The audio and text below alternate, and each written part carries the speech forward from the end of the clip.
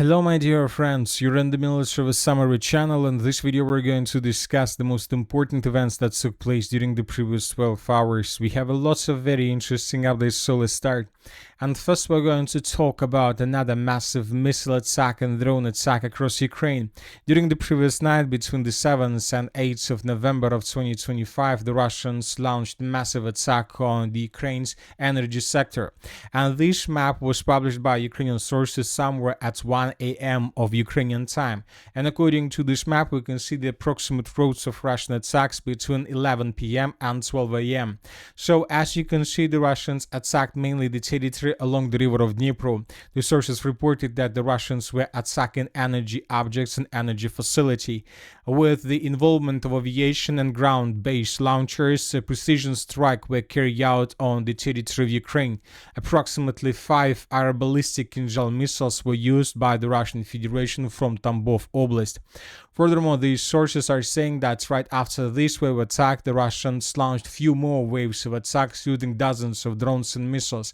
And this map was published by pro-Ukrainian sources by the morning of the 8th of November of 2025. And here we can see the detailed map of routes of attacks, approximate routes of attacks. And as you can see, the Russians once again used dozens of missiles and hundreds of drones. The sources are saying that this was the biggest attack on Ukraine's energy sector.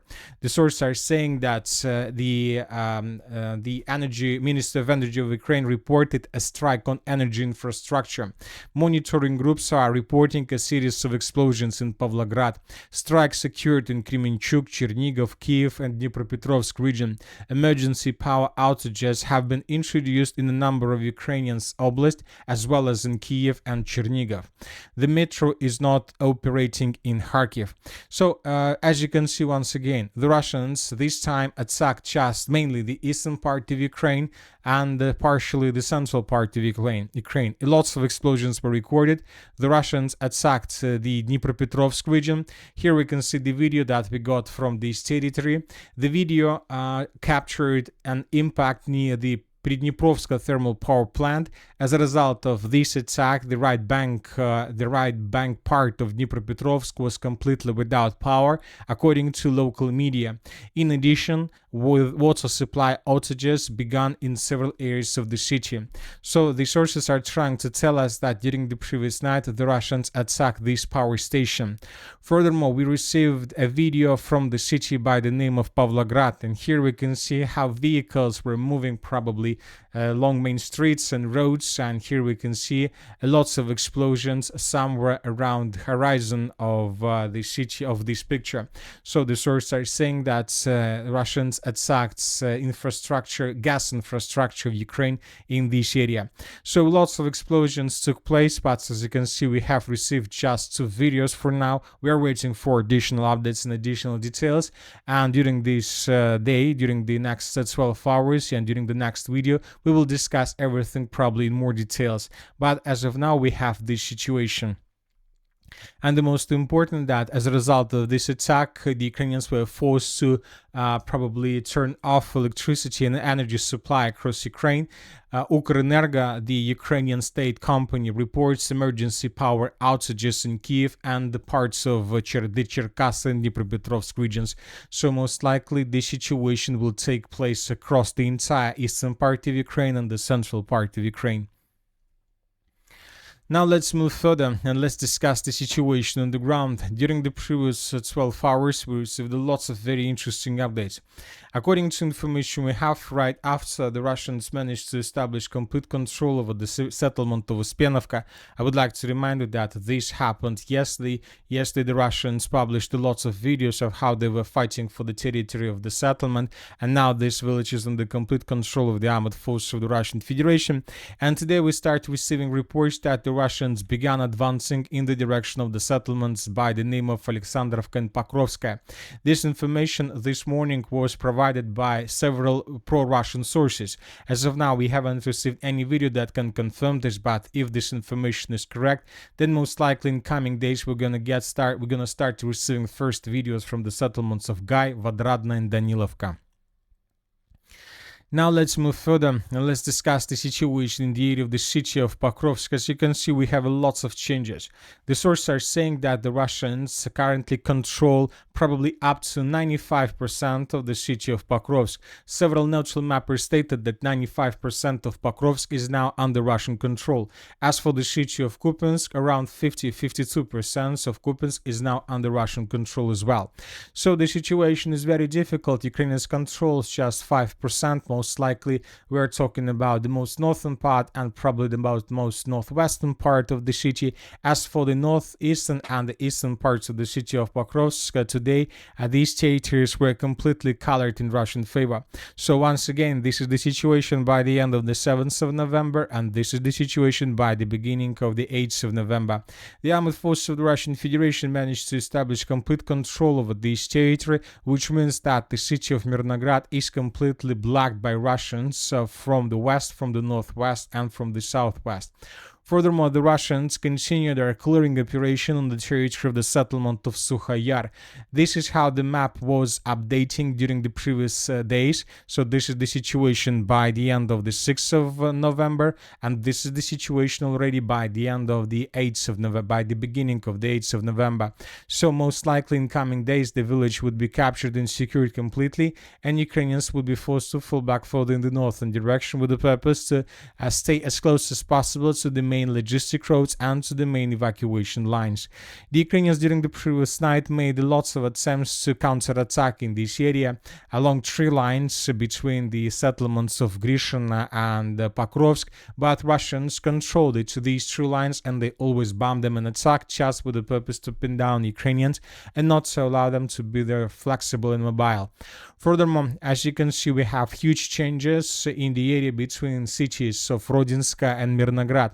So this is the situation by the end of the 7th of November, and this is the situation by the beginning of 8th of November.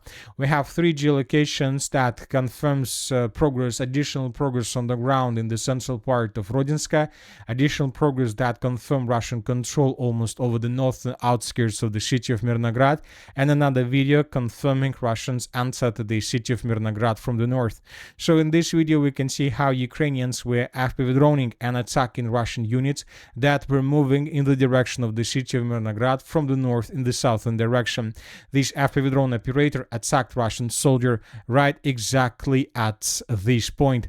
Based on this video, we came to the conclusion that this part was already captured by Russians. So as we can see, the news is tightening around the city of Pokrovsk without any chances for Ukrainians for evacuation. Furthermore, during the previous 24 hours, Ukrainians made lots of very interesting statements. So, for example, this is the video with the chief of the general staff of the Ukrainian armed forces. He announced certain decisions regarding Pokrovsk, which will be announced later. All decisions regarding the operation, this operation will be made by the military command.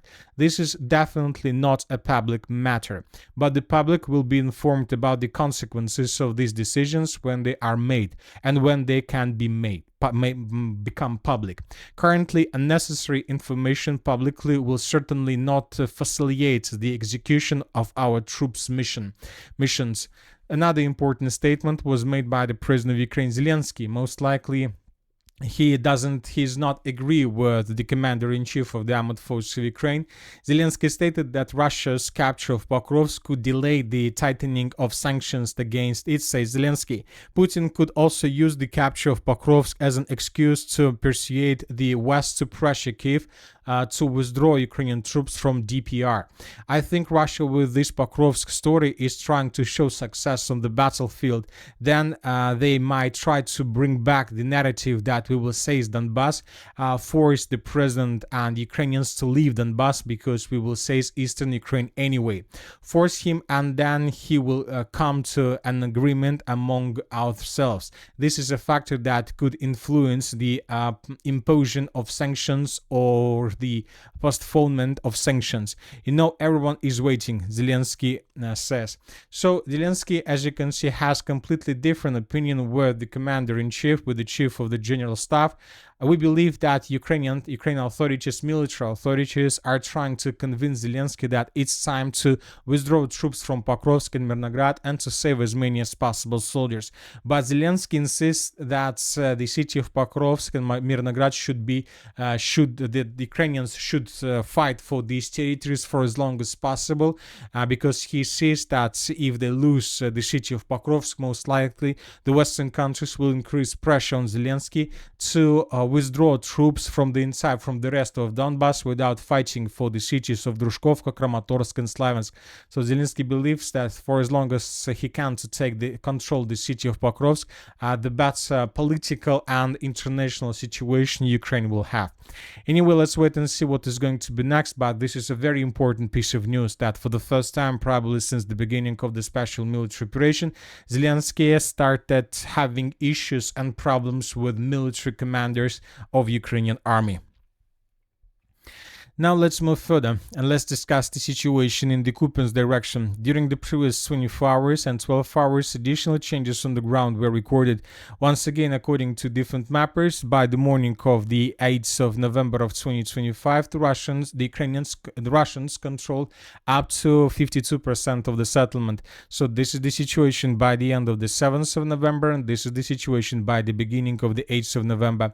The Russians continue advancing, and Ukrainians have controlled just over this part of the city of Kupiansk, which most likely could be abandoned by Ukrainians also in coming days. The Ukrainians at the same time continue to carry out counterattacks from the west, but in this video we can see how another vehicle was discovered by Russians and immediately destroyed. So all counterattacks, the Russians are holding their lines, repelling every attack that was carried out by Ukrainians. And that's it for the short video. Military Summary channel reminds we condemn any violence in the world. Thank you for your watching. Subscribe to my channel, put your likes, join my Patreon, and have a good day. Bye bye.